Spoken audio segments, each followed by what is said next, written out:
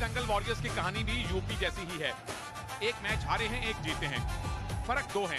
पहला फर्क यह है कि यूपी पिछला मैच जीत के आई है तो विनिंग मोमेंटम है। दिल्ली पिछला मैच हार के आई है। दूसरा फर्क यह है कि दिल्ली के अगर पुराने मैचेस का स्कोर देखें तो वो टेनिस के याद दिलवाता है। 6-3 से आप जीते और 3-6 से आप हारे हैं। अब हरियाणा के हाथों 3-6 की जो हार आपको मिली थी 2 दिन पहले, क्या उसके सदमे से आप निकल चुके हैं? टीम में इनके दम बहुत है जी। सारिका बहुत प्रभावशाली रेसलर हैं, अंजलि और नीचे देखेंगे सुजीत कलकल, टीम के कैप्टन पल पल में ये मुकाबला पलट देते हैं। दोनों मुकाबले आपने जीते हुए हैं। फिर ईरान के हादी में भी पूरा दमखम है अपनी देश की प्रतिष्ठा को आगे लेकर जाने का। तैयार हो जाइए मैच के लिए। Everyone to kindly stand for national anthem.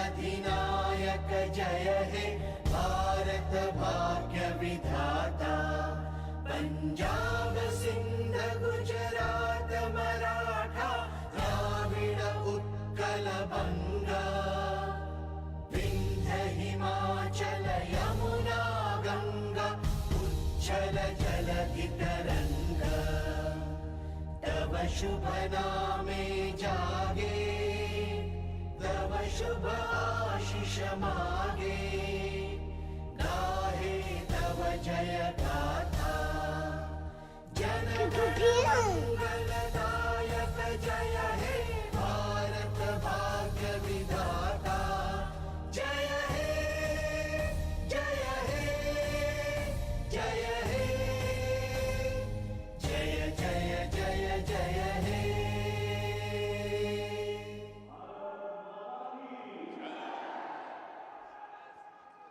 अपने देश के राष्ट्रगान से ज्यादा प्रोत्साहित और उत्साहित करने वाली दूसरी चीज कोई नहीं है। तो चलिए, राष्ट्रगान के बाद अब शुरू होगा दंगल। यूपी डोमिनेटर्स के सामने दिल्ली दंगल वॉरियर्स होने वाले हैं। मनोज पाजी, यूपी पिछला मैच जीत के आए हैं, दिल्ली हार के आए हैं। इन चीजों का फर्क क्या पड़ता है रेसलिंग में? मेरे ख्याल से हर रात के बाद सुबह होती है, तो हर कोई चाहेगा कि यहाँ पर हर अपने मुकाबले को जीतें। जो तैयारियां की हैं और जो आपने जिस कमिटमेंट के साथ अपनी टीम को चुना है उसको आप अंजाम तक पहुंचाएं और बेहतरीन प्रदर्शन करें, यही सबसे ज़्यादा महत्वपूर्ण होता है। और अब इन सब चीज़ों का कोई मतलब नहीं रह जैसे कुश्ती लड़ते हैं, माइंडसेट बहुत अच्छा है इनका। और जो कि ईरान से आते हैं, काफ़ी बेहतर तरीके से कुश्ती लड़ते हैं, माइंडसेट बहुत अच्छा है इनका, अनुकूल है और अटैक करते हैं जहां जरूरत पड़ती है वहां डिफेंस करते हैं, लेकिन डिफेंसिव थोड़े से ज्यादा हैं और खड़े खड़े रहकर या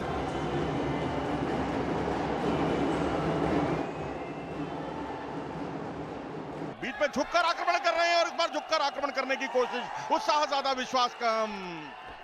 कंटिन्यू। हाथी एकदम से बैकफुट पे चले गए हैं, डिफेंस में चले गए हैं, लेकिन अभी भी थोड़ा सा टाइम बाकी है। अगर एक अच्छी पकड़ बन गई, एक टेक डाउन में मामला खत्म हो जाएगा। हादी आप जीते हैं पहली बाउट, 7-4 से जीते हैं, दिलचस्प बाउट जीते हैं। तो हादी इस तरह से अपराजित हैं इस टूर्नामेंट के, अनडिफिटेड रेसलर, और अपनी कंट्री जो है ईरान, उसके अनुकूल उन्होंने प्रदर्शन किया और विजयश्री का ऐलान उनके पक्ष में जहां अच्छे तरीके से करती हैं। और अब यहां से रेफरी की बचाव किया और उन्हें साबित कर दिया दामोला ने कि अटैक की नहीं, वो डिफेंस भी बहुत अच्छे तरीके से करती हैं।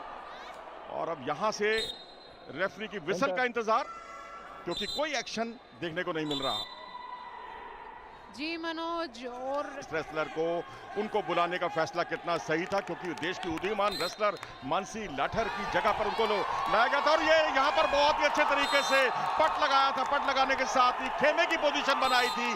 क्या यहाँ पर बाई फॉल का खतरा था? जी नहीं, और ये 20 सेकंड बाकी है, इंतजार है रेफरी के डिसीजन का। जी हाँ, क्योंकि डेंजर पोजीशन में गिराया गया था, 4 अंक दिए गए थे जो 8 अंकों में तब्दील हो। सच ही सब कुछ है। कोच चैलेंज करता है और एथलीट को लगता है कि नहीं, चैलेंज रोंग किया गया है, तो वो मना कर सकता है, लेकिन यहाँ चैलेंज फिर से आया है। और मुझे लगता है ये चैलेंज कहीं ना कहीं है कि अनास्तासिया ने स्टैंडिंग से अटैक किया और ओजो ने भी उनको साफ बाहर धकेलने की कोशिश, क्योजो पर दबाव बढ़ता हुआ लगातार, समय का भी, और यहाँ जोन से बाहर निकलकर 2 अंक का और इजाफा हो गया। तो अमूमन 1 अंक होता है, यहाँ 2 अंक मिले और इस तरह से अंतर हो गया दोनों रेसलर्स के बीच में 9 अंकों का।